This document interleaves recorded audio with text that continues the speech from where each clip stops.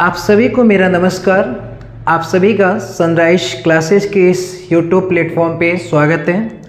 ख़ास तौर पे क्लास 10th और 12th के स्टूडेंट्स जिनके प्री बोर्ड के एग्ज़ाम्स हाल ही में स्टार्ट होने वाले हैं, साथ ही साथ फरवरी महीने की स्टार्टिंग में या तो मिड सेशन में कह लीजिए कि आप सभी का बोर्ड एग्ज़ाम शुरू होगा। हमें इस बात की खुशी है कि आप सभी लोग काफ़ी लंबे समय से पढ़ाई भी कर रहे हैं और अपनी संस्था में जुड़े हुए बच्चे, तो मुझे इस बात को लेकर के खुशी होती है कि अपनी पढ़ाई को लेकर के 100% डेडिकेटेड रहते हैं। लेकिन आपकी पढ़ाई को लेकर के जैसे आपके मन में थोड़ा सा एक भय का माहौल रहता है, और क्लास 10th के बच्चों के लिए तो वो ज़्यादा रहता है। 12th वाले बच्चे तो एक बार बोर्ड एग्ज़ाम दे चुके रहते हैं, तो उन्हें कुछ खास प्रॉब्लम नहीं आती है क्योंकि 12th में आसानी से वो मैनेज कर लेते हैं। 10th के लिए थोड़ी दिक्कत होती है कि उनके लिए फर्स्ट टाइम होता है। तो एक काम करते हैं और एक चीज़ को समझने की कोशिश करते हैं कि कैसे आपके आने वाले 3 महीने का समय जो आपने पढ़ाई के लिए डेडिकेटेड किया है या तो एग्ज़ाम के लिए जो आप ध्यान से देख रहे हैं, उसको कैसे मैनेज किया जा सकता है। तो देखिए, प्री बोर्ड का एग्ज़ाम हाल ही में कुछ स्कूल में नवंबर से स्टार्ट हो रहा है, तो नवंबर, दिसंबर, जनवरी, जहाँ तक उम्मीद है 3 महीने में एक एक प्री बोर्ड एग्ज़ाम होते हैं और 3 प्री बोर्ड एग्ज़ाम्स होते हैं। इस प्री बोर्ड एग्ज़ाम के दौरान आपके सारे ओवरऑल सिलेबस से क्वेश्चंस पुटअप किए जाते हैं और आप कोशिश करते हैं कि इसमें किस तरीके से अपना बेस्ट दिया जाए। इसके लिए आप पूरा समय लगाते हैं, अपनी कोर्स को पूरा करते हैं। स्कूल वालों की जिम्मेदारी होती है कि जल्द से जल्द स्पीड में किस तरीके से प्री बोर्ड से पहले आपका कोर्स ख़त्म कराया जाए। मैं आपसे एक बात कहना चाहता हूं कि एक बार कभी सोच के देखिएगा कि अप्रैल से आपकी क्लासेस शुरू होती हैं। अप्रैल, मई, जून, जुलाई, अगस्त, सितंबर, अक्टूबर, कुल मिलाइएगा तो लगभग 7 महीने होंगे। लेकिन अगर आप मई और जून को शामिल करेंगे तो इस 2 महीने में एक ही महीने की ऑलमोस्ट क्लास चलती है। तो कह सकते हैं कि लगभग 6 महीने की आपकी पूरी क्लास चली है। इसमें भी अगर आप निकालिएगा तो आपको लगेगा कि कुछ छुट्टियां होती हैं, कुछ संडे होते हैं, ऐसे बहुत सारे ओकेशंस आते हैं जिसमें आपकी क्लासेस बंद रहते हैं। तो लगभग अगर पूरी चीज़ों को आप कैलकुलेट करिएगा तो ऑलमोस्ट 5 से 6 महीने की पूरी स्टडी होती है और उसके बाद आपको पूरे ओवरऑल सिलेबस का एग्ज़ाम देना पड़ता है। तो कितना मुश्किल टास्क होता है। ये तो पढ़ने का समय हुआ, तैयारी का तो कोई समय ही नहीं हुआ। तो इसलिए इन सारी चीज़ों को मैं अलग करते हुए आपको कुछ चीज़ों को बताने वाला हूँ और इसी डायरेक्शन में आपकी कोचिंग सनराइज क्लासेस क्या प्रयास कर रही है, इस पर भी हम लोग चर्चा करेंगे। जैसे बात करते हैं कि अगर आप अपनी पढ़ाई को जल्द से जल्द कोर्स कंप्लीट करने के चक्कर में डाइवर्ट करते हैं, दूसरी बात प्री बोर्ड में उलझ करके अपनी थीम को गड़बड़ करते हैं, तो मुझे लगता है कि आपका मेन बोर्ड का एग्ज़ाम काफ़ी डिस्टर्बेंस क्रिएटिव हो जाएगा। अभी हाल ही में आपने हाफ ईयरली एग्ज़ाम दिया है, आपका रिजल्ट आया है, आपका नंबर अच्छा आया होगा तो आप मोटिवेट हुए होंगे, कुछ कम आया होगा तो आप डिमोटिवेट हुए होंगे। पेरेंट्स का अलग दबाव, टीचर्स का अलग दबाव, सारी चीज़ों को आप झेल रहे होंगे। तो उस स्थिति से अपने आप को जितनी जल्दी आप बाहर निकाल लें उतना ही बेहतर है।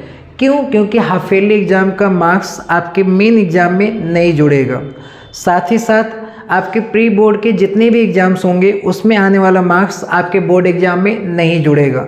बस इतना आप कह सकते हैं कि आपके स्कूल के द्वारा दिया जाने वाला मार्क्स जो डिसाइडेड होता है 20 मार्क्स, ऑलमोस्ट 100 मार्क्स होते हैं, तो ये लगभग आपको मिल जाता है आपके अच्छे परफॉर्मेंस के बेस पे। तो उसके लिए खास चिंता करने की बात नहीं होती। लगभग सभी स्कूल में 100 में मुझे जहाँ तक उम्मीद है, और आप लोग भी जानते होंगे कि इसमें 80, 90 से कम किसी को मिलता नहीं है। जो आपके फेवर में जिसे आप ला सकते हैं, 80 मार्क्स में आप कितना परसेंटेज गेन कर सकते हैं, इसको हर सब्जेक्ट वाइज आपको ध्यान देने की ज़रूरत है। इसलिए अभी से आप टारगेटेड स्टडी कीजिए और पूरे 3 महीने के लिए कम से कम अपने प्री बोर्ड पे जितना समय आप दीजिए वो तो एक साइड का समय होना चाहिए, लेकिन आप बोर्ड एग्ज़ाम पे एक डेडिकेटेड समय कम से कम 4 से 5 घंटे का अब से ही देना शुरू कर दीजिए। अभी तक की पूरी बात एक रही है कि इन्फॉर्मेटिव के कैसे और किस स्थिति में और कहाँ तक आप हैं। अब इस 3 महीने में हम आपका साथ किस तरीके से दे सकते हैं, हमारा प्रयास किस तरीके से, इस चीज़ को ध्यान में रखिए और इस चीज़ को सुनते हैं।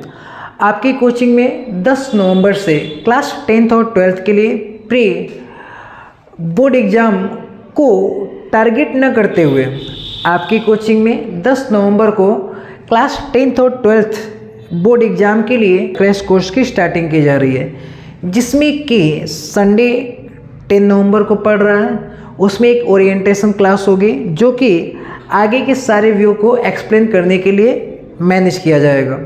अब इसमें है क्या कि इस क्रैश कोर्स के दौरान आप 3 महीने में अपनी सारी स्टडी को जो पिछले 6 महीने 7 महीने में आपने किया है उससे बस मात्र 3 महीने के दौरान में आपके बोर्ड एग्जाम के पॉइंट ऑफ व्यू से, आपके प्रीवियस ईयर क्वेश्चंस के पॉइंट ऑफ व्यू से, साथ ही साथ आपका रीडिंग सेक्शन, आपका राइटिंग सेक्शन, आपका स्किलिंग पावर कितना है, कैसे प्रेजेंटेशन आप करेंगे, वे उन टीचर्स के डायरेक्शन में गाइड करते हुए इसे डिज़ाइन किया गया है जो कि खुद ही आपके बोर्ड एग्जाम्स की कॉपियाँ चेक करते हैं।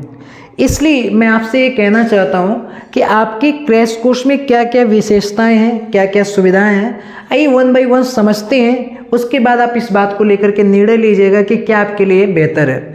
जैसे कि क्रैश कोर्स 10 नवंबर से स्टार्ट हो रहा है, आपके बोर्ड एग्जाम तक चलेगा, जो कि ये कह सकते हैं कि क्रैश कोर्स जो आपका स्टार्ट हो रहा है 10 मार्च से स्टार्ट होकर के आपके पूरे बोर्ड एग्ज़ाम तक ये चलता रहेगा, जिसमें कि जनवरी लास्ट तक आपके एकेडमिक क्लास काफ़ी अच्छे से चलेंगे और आपके बोर्ड एग्ज़ाम के ड्यूरेशन में आपके टाइम टेबल के अकॉर्डिंग क्लास एडजस्ट किया जाएगा। जैसे कि मान लीजिए आपके मैथ्स के पेपर में 4 दिन की गैपिंग हो, साइंस के पेपर में 3 दिन की गैपिंग हो, तो उसके बीच में आपके रिक्वायरमेंट के अकॉर्डिंग क्लास एडजस्ट की जाएगी।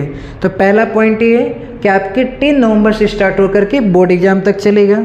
दूसरी पॉइंट ये है कि आपकी क्लास की ड्यूरेशन 3 घंटे की 3 आवर्स पर डे होगा, जिसमें कि आपके ओवरऑल सिलेबस को कवर अप किया जा सके।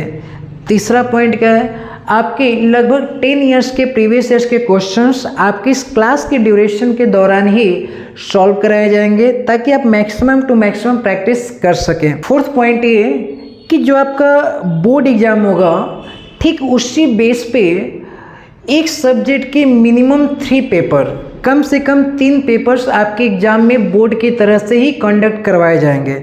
जैसे मैथ के 3 फुल टेस्ट पेपर, इंग्लिश के फुल 3 टेस्ट पेपर्स, साइंस के फुल 3 टेस्ट पेपर्स, यानी आपके पूरे बोर्ड एग्ज़ाम के बेस पे ये 3 पेपर एक सब्जेक्ट के आपके इस 3 महीने के दौरान करवाए जाएंगे। और उस 5वें नंबर पे जो सबसे महत्वपूर्ण है वह यह है कि हिंदी की क्लास जो कि कहीं भी नहीं चलती है।